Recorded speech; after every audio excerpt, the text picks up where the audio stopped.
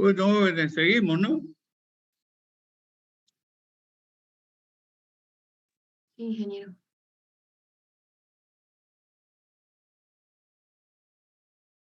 Ya estábamos hablando de esto, digamos, ¿no? El inciso B, medición del coeficiente elasticidad e ingreso de la demanda. Cuando analizamos la oferta de un producto determinado y en un periodo, ¿cierto?, de donde va a operar el proyecto, ¿cierto? Ocurre que a veces se observa que el consumo del producto o el uso del producto no aumenta, a pesar de que suba el ingreso del usuario. Eso puede ocurrir tranquilamente debido a que, a pesar que subió el ingreso del usuario, no hubo mayor oferta del producto. O sea, el proveedor, digamos, o el productor no fabricó mayor cantidad, de manera que, a pesar del incremento del ingreso, no subió el consumo del producto o el uso del producto. A efectos de evitar, digamos, o de minimizar la influencia que sobre la determinación del coeficiente puede determinar las anormalidades en la oferta. Puede haber, o sea, a efecto de limitar, digamos, de contrarrestar, digamos, las anormalidades que pueden existir en la oferta del producto, lo que se estila es hacer la medición del coeficiente basándonos en el presupuesto de los usuarios o consumidores mediante encuestas a grupos de consumidores o usuarios y que sean estos grupos representativos del universo de usuarios o consumidores y que tienen ellos distintos niveles de ingresos entre ellos. Esa es una forma, digamos, de contrarrestar las anormalidades de la oferta. Otras correlaciones. Al considerar efectos simultáneos de cambio en el precio y en el ingreso sobre la demanda, se utiliza la siguiente ecuación.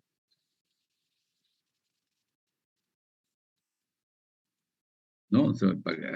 Utilizamos esta ecuación porque queremos ver el efecto simultáneo tanto de los precios del precio del producto, como de el ingreso del usuario o consumidor.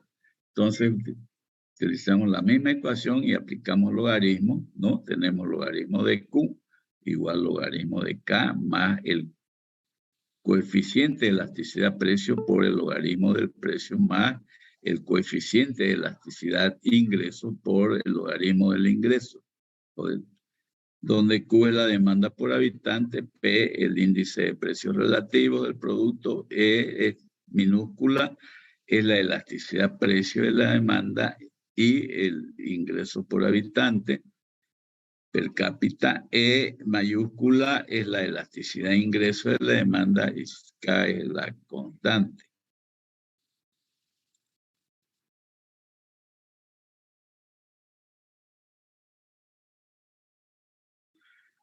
Asimismo, es posible emplear un diagrama, siempre nos referimos al gráfico 3, en el cual se determinan los puntos de cada par de valores de la serie histórica de valores. De esa manera vamos a tener un diagrama de dispersión en el cual se puede hacer ajustes de curva. Vamos a tener un diagrama de dispersión, entonces dibujamos nosotros, calculamos cuál es la ecuación de la curva o recta que se ajusta a esos puntos de dispersión, a esos datos. Entonces, esos puntos, digamos, difícilmente caigan justamente en la curva de ajuste, ¿no es cierto? Siempre va a haber un grado de diferencia, de distanciamiento. Entonces, los puntos del diagrama de dispersión distarán de la curva de ajuste en medidas variables y estarán ubicados a ambos lados de la curva, tanto arriba como por debajo de la curva. ¿No es cierto? Es un diagrama de dispersión y se ha hecho el ajuste, digamos, de la curva o de la recta que representa la ecuación de ajuste. Mientras más grandes sean, de mayor magnitud sean las desviaciones, entonces no podemos, o será más difícil en todo caso explicar que esos cambios, que los cambios en la demanda per cápita sean debido a cambio en el ingreso per cápita de las personas. Si el cambio en el ingreso, delta I, digamos, hacia arriba o hacia abajo, aumenta o disminuye el ingreso per cápita, fuese la única causa del cambio en la magnitud de la demanda, más o menos delta Q, aumenta o disminuye, significaría que todos los puntos del diagrama de dispersión caerían justo sobre la línea o curva de ajuste. Y eso no es así, sabemos, ¿no es cierto? Siempre hay esas diferencias, van a estar ubicados tanto por arriba unos cuantos y los restantes por abajo. Entonces hay unas diferencias, digamos, en relación al valor de los puntos en la línea de ajuste. Las diferencias o distancias son los residuos no explicados. No se explican ¿por qué se llaman no explicados? No son explicables debido a la variación que hay en los ingresos y se les llama residuo no explicado.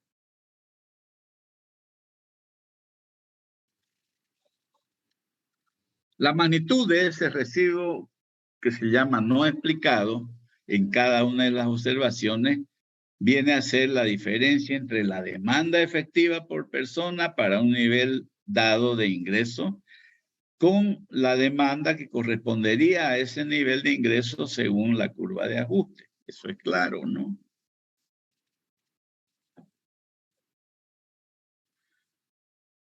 Una vez conocidos esos residuos no explicados para cada uno de los niveles de ingreso, es posible ubicar en el eje de ordenada, en otro gráfico y en las abscisas, representar el precio del producto deflactado, afectado, digamos, por el índice general de precios o afectado por los precios de los productos sustitutos.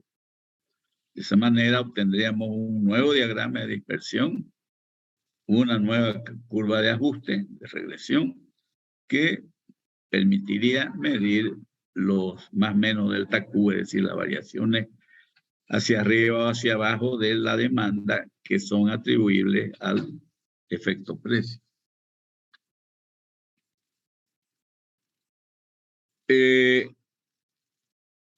Eso ocurre, digamos, en los bienes de consumo, Hemos visto que además de los bienes de consumo tenemos los bienes de consumo intermedio y los bienes de consumo de capital, de producto de capital, claro, los bienes de capital, digamos, ¿no? Que son las máquinas, herramientas. Entonces veamos el caso de la demanda, la determinación de la demanda, análisis de la demanda cuando se trata de un bien o servicio intermedio. Bienes de servicio intermedio son aquellos que se emplean para, a su vez, producir con ellos otros bienes y servicios. Por ejemplo, la harina de trigo en relación al pan, digamos. La harina de trigo ya es un producto intermedio porque se obtiene del cereal del trigo, ¿no es cierto? La molienda y refinación, tenemos la harina, y esa harina, digamos, se considera como un bien intermedio y el pan ya de consumo final. Sara no debe llevar. Allá mismo. De ahí te pasas otro, ¿eh? Ya va. La demanda de este tipo de bienes, la cantidad demandada, ¿no? También se ve afectada por los cambios en los ingresos del usuario, del consumidor. Pero más directamente, esa demanda de este tipo de bienes. Chao, padre querido.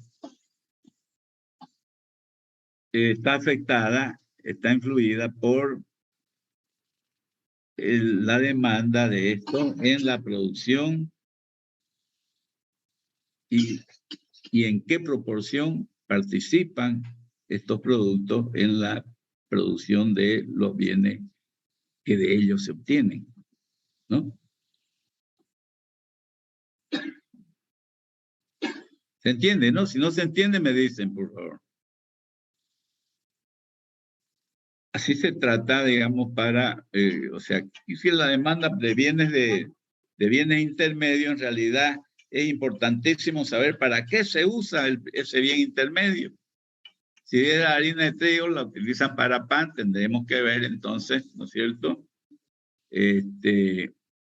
¿En qué proporción se utiliza la harina de trigo para fabricar el pan? En realidad es la única materia prima, aparte del agua,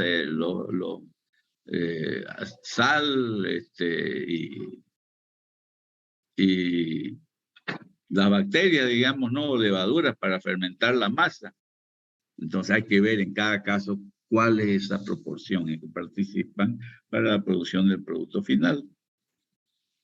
En el caso de que se trate de la demanda de bienes de capital, máquinas, herramientas, hay que hacer una especie de análisis de fuentes y usos del bien.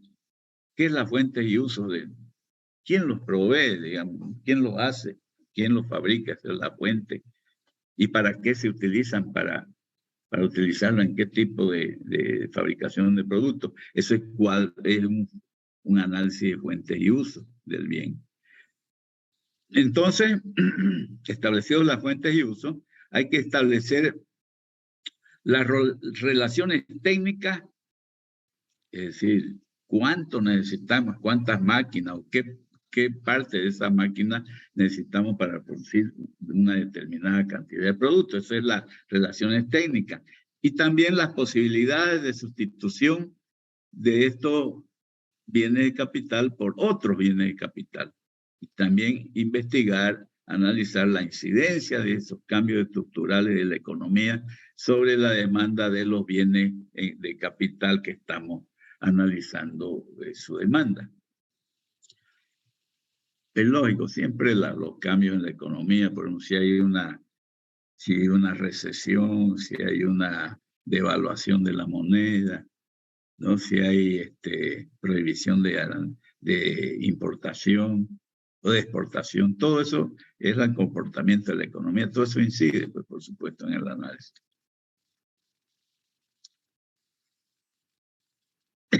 Seguimos con los bienes de capital.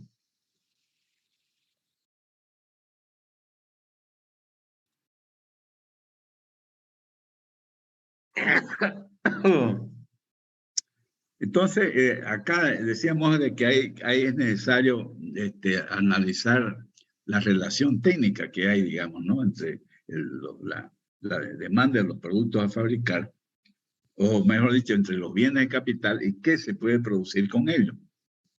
Entonces, para determinar esa relación técnica entre una determinada producción y el insumo de bienes de capital, para lograrla, es decir, para cubrirla, ¿no es cierto?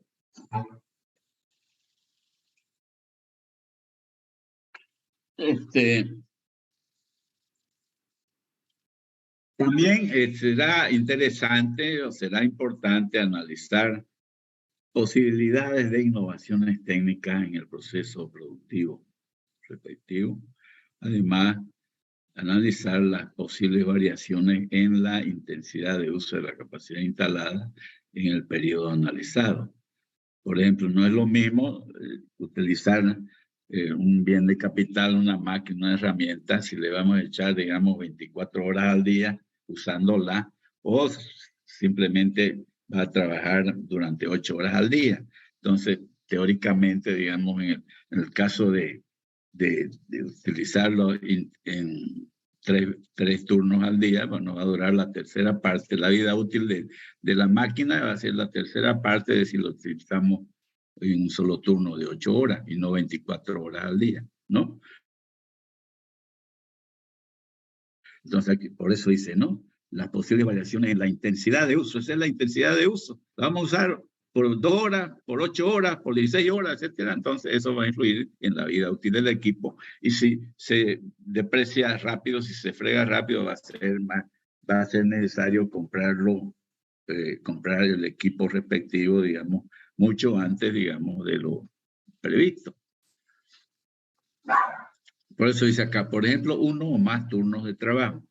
Para los bienes de capital, la existencia de la capacidad instalada, ociosa, permite aumentar la producción que requiere la producción de bienes de capital sin necesidad de que aumente su demanda. ¿Qué quiere decir eso? Supongamos que nosotros tenemos en la industria textil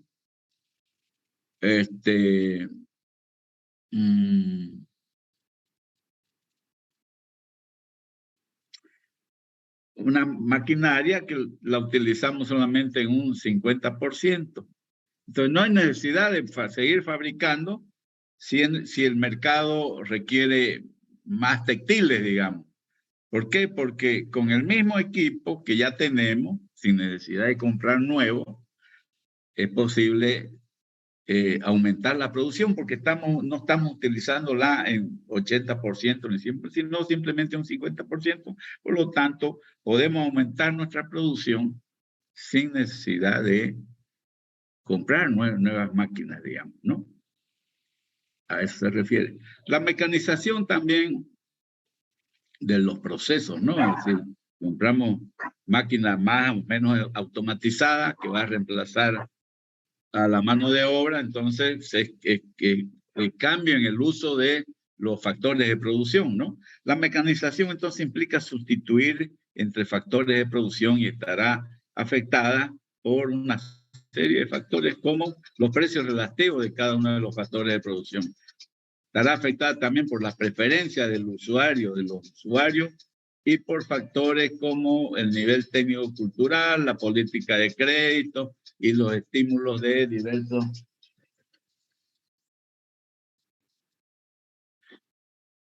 Ya, ¿se entiende eso? No creo que merezca más explicación.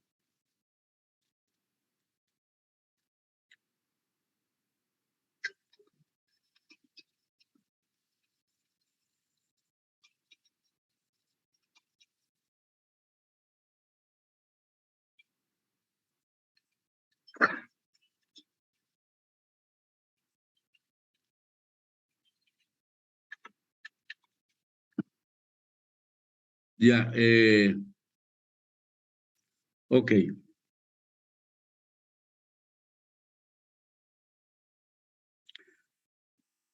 Finalmente, es un factor importante para determinar la demanda de bienes de capital, es el ritmo en que será necesario reponerle estos bienes de capital, ¿no?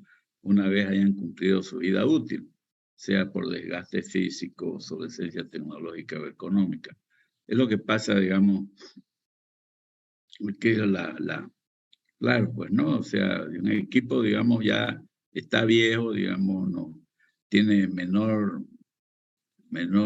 su nivel de producción ha bajado, digamos, o necesita mucho su costo de mantenimiento, entonces se lo reemplaza por otro equipo nuevo, ¿no? Por eso dice acá, un factor importante es la demanda de este tipo de bienes será en la medida en que vamos a necesitar reponerlo por obsolescencia tecnológica o porque ya cumplieron su ciclo, etcétera, ¿no? Por desgaste físico o obsolescencia tecnológica. Eso, la obsolescencia tecnológica se ve rápidamente en el mundo de la computación, pues, ¿no? Ustedes mismos compran un celular, por ejemplo, le costó $800 y de aquí a 6 meses aparece uno mejor o igual por la mitad de precio, ¿no? Eso es porque apareció otro nuevo, entonces ya es obsoleto el que tenemos en relación al que está disponible, digamos, ¿no? Bueno, jóvenes, vamos a quedar aquí ya. En el tema de la oferta, veamos un poquito de esto, a ver. ¿Qué es la oferta? La oferta son las unidades de un bien o servicio que los vendedores o fabricantes ofrecen a un determinado precio. El precio de equilibrio entre la oferta y la demanda que se da en el mercado, digamos, ¿no? A mayor precio aumenta la oferta, claro. Yo productor, digamos, me subió el precio del producto que fabrico, entonces me veo tentado a producir más, pues, ¿no? La conjunción de la oferta con la demanda establece el precio de equilibrio y la cantidad de equilibrio. Tipos de oferta. Jóvenes, me están escuchando, ¿no? Sí, ingeniero. ¿Ya? Tipos de oferta. Hay diferentes tipos de oferta dependiendo del punto de vista que uno lo mire, ¿no? La oferta en el mercado libre es la oferta que se llama competitiva. Es aquella en la cual es un tipo de mercado en el cual los productos se encuentran en situación de competencia libre. En ese caso, digamos, hay muchos productores, ¿no? Y por lo tanto, como son muchos los productores, la participación de cada uno de ellos en el mercado es limitada, digamos. Y básicamente va a estar determinada por la calidad, el precio del producto que ofrece al mercado, y el servicio se ofrecerá al consumidor y ningún productor domina el mercado porque es libre, pues digamos, ¿no? El que quiere entra al sector y produce y hay libertad, digamos, para entrar y salir. Se trata entonces en este caso de un ambiente de competencia perfecta.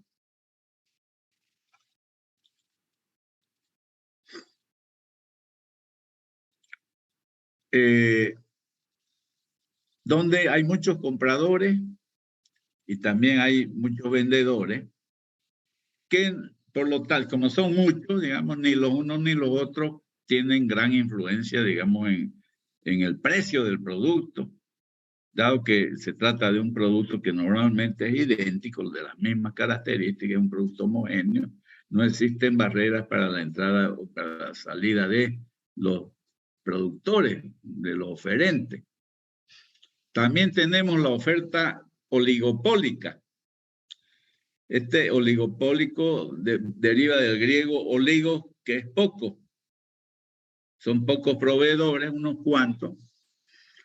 Se trata de un mercado, digamos, que está dominado por unos cuantos productores, los cuales son los que determinan la oferta, definen los precios y frecuentemente acaparan gran parte de la materia prima disponible para su industria. En este caso, digamos, en este tipo de mercado, es riesgoso tratar de ingresar y el que ingresa también tiene dificultades para salir. Es imposible muchas veces salir ya está uno involucrado. Entonces, el oligopolio se caracteriza cuando hay pocos vendedores de un producto homogéneo o diferenciado y se puede entrar y o salir dificultosamente. Y la otra alternativa es la oferta monopólica. Monopólica es un solo productor del bien o servicio, el cual domina completamente el mercado, imponiendo calidad, precio y cantidad a producir y demandar. Existe monopolio cuando es un solo proveedor que vende el producto para el cual no hay productos sustitutos perfectos y existen grandes dificultades para el ingreso a esa industria.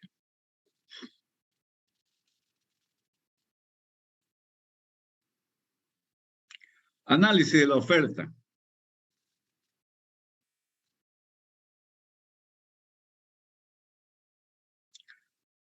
Para analizar la oferta, es lo mismo, el mismo mecanismo, digamos, para analizar la oferta y la demanda, pero ¿qué específicamente, digamos? A ver, se precisa conocer los factores cualitativos y cuantitativos que influyen en el análisis de la oferta. El procedimiento es similar a la investigación de la demanda. Es decir, que se necesita recopilar información, datos, tanto de fuentes primarias como de fuentes secundarias. Ello va a depender, pues, ¿no?, del tipo de producto.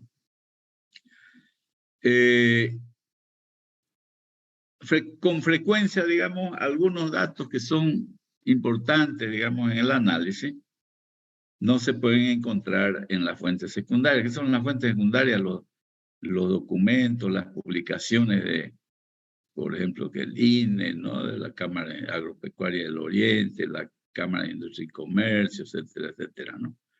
Documentos, lo que está escrito, lo que está registrado. En este caso son las fuentes secundarias. Y por consiguiente, con frecuencia es necesario aplicar fuentes primarias, que son las encuestas típicamente. Entonces, para realizar un análisis adecuado de la oferta, se necesitan datos como los siguientes: la cantidad de productores que hay. Por ejemplo, ¿cuántos fabricantes de harina de trigo hay en Santa Cruz? ¿Cuántas fábricas? ¿Dónde están localizados? El Parque Industrial, Ramón Darío Gutiérrez, Parque Industrial Latinoamericano, sobre la antigua carretera Cochabamba, etcétera, etcétera, ¿no? ¿Cuál es la capacidad instalada? Y de esa capacidad instalada, ¿qué porcentaje utilizan? Porque una cosa es diferente, digamos, de la otra, ¿no es cierto? Ya hemos visto. ¿Cuál es la calidad y el precio de los productos que ofrecen ellos al mercado? Si tienen planes de expansión, inversión fija y número de trabajadores. Sí, ¿cómo influye, digamos? A ver, esto de la capacidad instalada puede ser, digamos, que tenga una capacidad instalada de 1000, pero solamente utilizan 200, por ejemplo, 20%. Quiere decir que tienen, si el mercado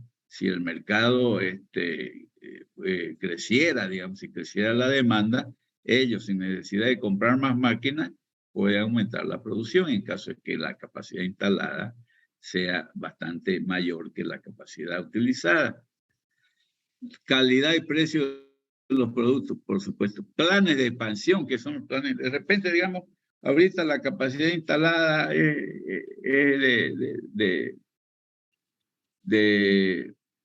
a ver, hay que ir a conversar con los productores, digamos. O sea, por ejemplo, si fuera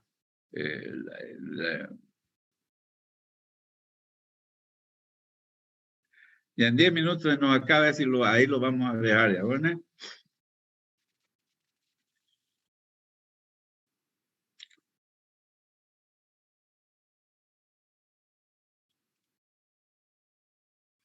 Bueno, planes de expansión, es importante pues eso, ¿no? Porque de repente yo tengo una fabriquita chica, pero digo, no, he hallado de que el mercado responde, que es interesante, lo que se produce se vende. Entonces, pero quiero invertir, digamos, en el mismo rubro. En lugar de tener una capacidad de 100 toneladas al año, digamos, voy a aumentar a 500 toneladas. Entonces, eso también hay que tomarlo en cuenta, ¿no? Porque planes de expansión, o por el contrario, de repente la cosa va tan mal que no quiero seguir ya en esto, quiero liquidar la operación o la fábrica,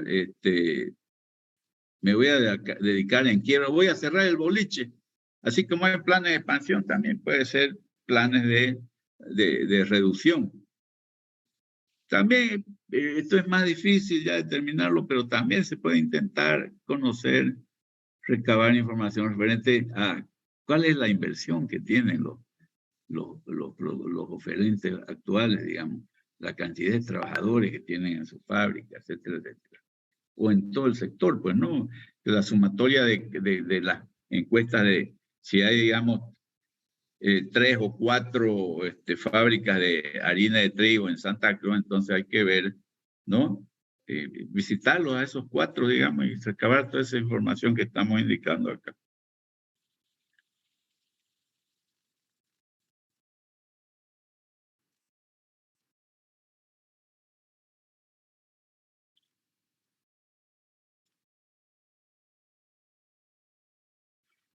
También es verdad, pues, no solamente la oferta está formada, ¿no es cierto? No solamente por lo que producen los industriales nacionales, sino también hay que ver si hay importaciones, ¿no? Porque es lo común, digamos, ver aquí uno va al supermercado, digamos, y encuentra, por ejemplo,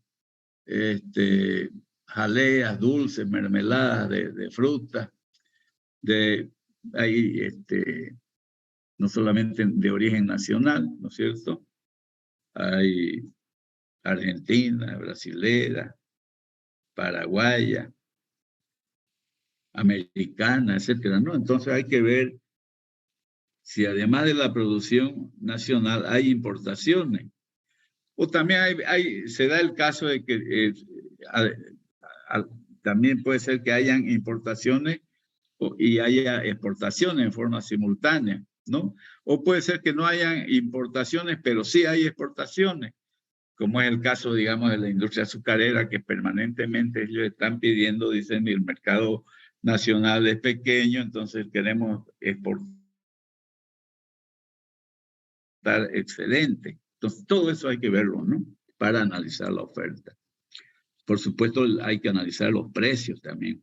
Entonces, el precio es quizá el factor más importante, digamos, para determinar el ingreso, porque determina el ingreso del fabricante, pues, ¿no? Del proveedor, del que ofrece el producto.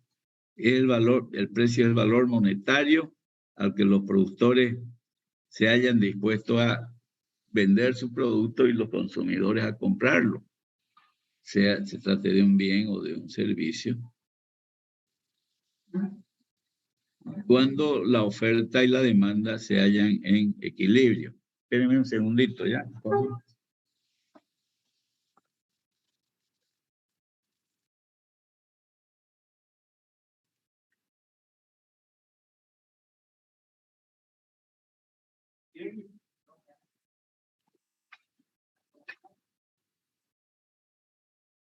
Oye, estaba ahí, Yoli. ¿Ah? Ahorita acaba de llegar.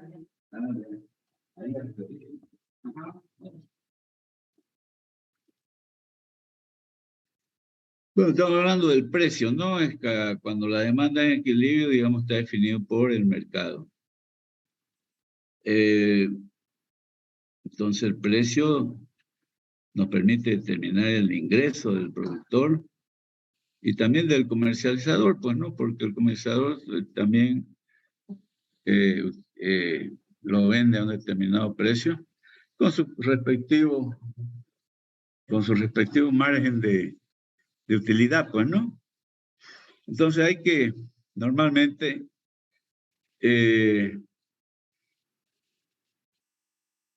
¿a qué nivel se ha definido el precio? ¿A qué nivel corresponde un determinado precio que estamos viendo? Si es a nivel del productor, si es a nivel del consumidor final, si es si es precio a nivel de mayorista, si es un precio a nivel de minorista. Entonces hay que ver a qué nivel está determinado el precio.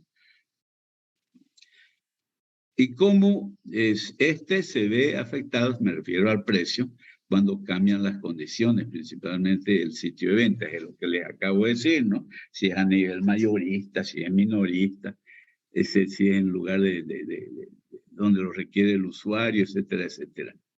Entonces, en cualquier tipo de producto, sea de exportación, normalmente lo normal es que hayan diferentes calidades y por lo tanto diferentes precios. Para calcular los ingresos de futuro, digamos, en proyectos, se estila hacerlo con un precio promedio del producto. El precio promedio se puede determinar algo así como se muestra en el siguiente cuadro. Supone que hay 3 tipos de fábrica, A, B, C, digamos, ¿no? Y que producen diferentes calidades de productos también A, B, C. Entonces, calidad A tiene ese precio, la calidad B, ese precio y la calidad C. Entonces, determina una media, ¿no? Generalmente. Y aquí están, digamos, ¿no? A nivel detallista, a nivel mayorista, cadena de autoservicio, la calidad del producto A es buena, B muy buena, C excelente. Mientras más la calidad, digamos, mientras más alta la calidad es de esperar un mayor precio del producto, ¿no? Y viceversa. El precio a nivel de mayoristas generalmente es mayor que el precio a nivel de productor, pero menor a nivel de minorista o del consumidor. Entonces hay que ver, es importantísimo eso, definir qué nivel de precio se va a utilizar para calcular los ingresos del proyecto, los ingresos futuros. El precio que normalmente se emplea en el estado de resultados, que es cuando se analizan ingresos, costos y todo eso, es el vigente a nivel de consumidor final, que es el precio mayor, digamos, pero ahí hay que ver cuáles son los márgenes de comercialización en las diferentes etapas, ¿no? de venta, de la comercialización. Por consiguiente, es importante saber cuál será el precio al que se venderá el producto al primer intermediario. Este será el precio real para determinar. Bueno, eso depende del criterio, pues, ¿no? En que se emplee, digamos que, por ejemplo, si la empresa hace su propio plan de venta, tiene su gente, digamos, dedicada a la comercialización, a la venta del producto, entonces va a considerar el precio ya puesto al consumidor final o al nivel de mayorista o minorista, pues no, ya vaya a saber uno. En cada caso puede ser diferente, digamos, dependiendo de la política de la misma empresa, ¿no?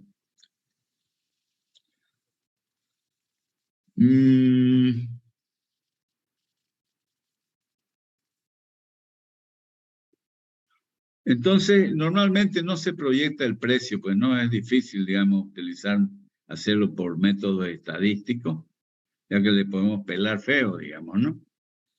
Y lo más aconsejable es, si se trata de hacer una proyección, hacerlo en función a una tasa de inflación, digamos, que se espera de la economía, digamos, ¿no? De esa manera se determinan